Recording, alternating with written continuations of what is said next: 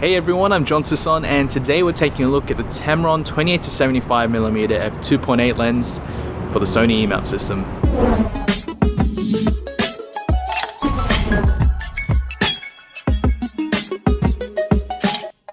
Now, before you harp on about how long it's taken me to do a video, how long this has taken for me to do a video, I know it's been out for a very long time.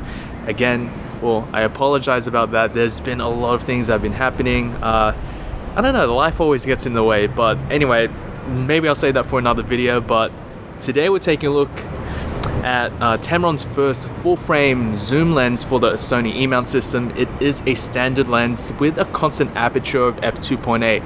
So this is going to be great for anyone that shoots, or anyone that wants a standard zoom lens to cover, I guess, a bit of the wide angle and a bit of the telephoto without being too big and too heavy to carry around. Great thing about this is that it's reasonably priced, especially when you compare it to, say, the 24-70 f2.8 G Master from Sony, and also the 24-70 f4 Zeiss from Sony. Now, that is probably something that a lot of people will be tossing up between the Tamron and the Sony. There's also a few other different lenses that people may be considering, but let's go ahead and take a closer look at this lens and see what it has to offer, and at the end of the video I'll let you know what I personally think of it, so stay tuned. At first glance, the lens looks simple, with a zoom and focus ring. There are no focus switches or customizable buttons like the Sony GM, but it's extremely light, weighing in at 550 grams. For a quick comparison, here are some popular lenses in the standard zoom range in terms of size, starting from the 24-70 f2.8, the Tamron 28-75 2.8, the 24-105 f4, and the 24-70 f4 from Zeiss. It comes supplied with a plastic pedal type lens hood and accepts 67mm filters. The lens is advertised as weather resistant, as evidenced on the rubber gasket on the mount of the lens. I've taken this lens with me on a few trips, and it has been a great companion lens with the Sony A7 III that I'm currently using. It fits perfectly with the body, and what I mean by that is that it's not too front heavy, and everything just seems to work well.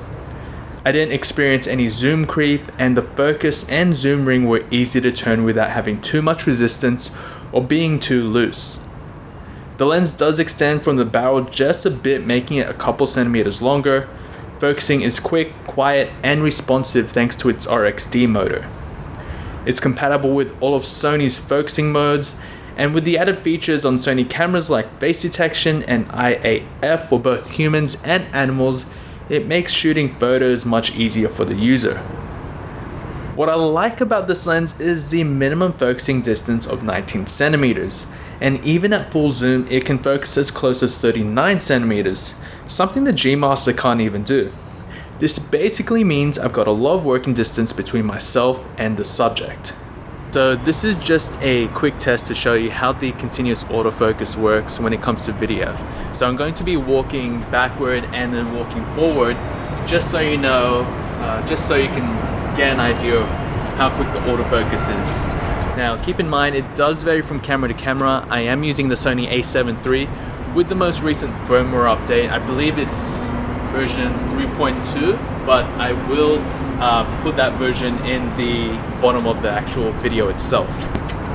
Now, I thought that having it at the wider setting was too easy. This is zoomed in all the way at 75mm, so again, I hope this is giving you an idea of what you can actually expect. Continuing on about the firmware updates, the Tamron is on the latest firmware update at the moment. I'll leave that version in the bottom of the video, but if it's not updated to the latest firmware, it can easily be done by visiting the Tamron website, and I'll also leave that in the description as well. In terms of image quality, the lens is very sharp wide open in the centers and still performs reasonably well in the corners. If you're shooting landscapes or architectural shots, you may want to stop it down to about f6.3 or 7.1 for the sharpest results throughout the frame. Having the f2.8 aperture means you can get some buttery out of focus backgrounds with the subject in focus, but it also comes in handy when you're shooting in low light conditions. The lens does have some chromatic aberration, but not to the point where it's too troublesome. This can be corrected in post or even in camera. The lens also has a bit of vignetting, so stopping it down will alleviate this. So the Tamron 28-75mm F2.8 is a great lens to use. It's extremely good value for money. I do love that it has an F2.8 constant aperture. One thing that a lot of people may feel unease with is that it starts at the 28mm as opposed to the G Master. In saying that, I didn't really miss it. It's still reasonably wide enough for different types of shooting. Still great for landscapes, still great for scenic shots, snapshots as well. And again, this is what makes the lens a bit lighter and a bit more compact, especially when you're comparing it to the G Master range. In terms of the image quality, it didn't disappoint. It did a fairly good job. I would say the G Master is going to be better still. I did find it a bit sharper. In terms of image, in terms of colors, I did sort of prefer it on the G Master, but again, you're paying a lot more money for that. When it comes to the actual features, there is no stabilization in this lens. It's relying solely on the body. So if you have an A7R2 or R3 or 7 III series camera, this is going to, the in-body stabilization is going to compensate for any shake in your photos or your videos. Yeah, so if you have a first generation A7, you may need to increase the shutter speed or your ISO just so you get that sharp image. I took this with me around to different countries. Like I've been doing a lot of traveling so far. I took this with me to Taiwan, and that was a pleasure to use. The focusing was quick, it wasn't adding too much weight to my kit, and it was reasonably small enough for a standard zoom lens to just carry around with me, which was amazing. So that's it from me. So if you have any more questions, please feel free to leave a comment down below. And if you found this video helpful, hit that like button and subscribe to my channel for more Tamron lens reviews and tutorials. You can also follow me on Facebook and Instagram for more sample photos and photo updates. And don't forget to take a look in the description below for more information on the lens as well as purchasing links. Until then, happy shooting and thanks for watching. So in terms of focusing, it was really... another plane. Get to those as soon as I can. Yeah, so that's it.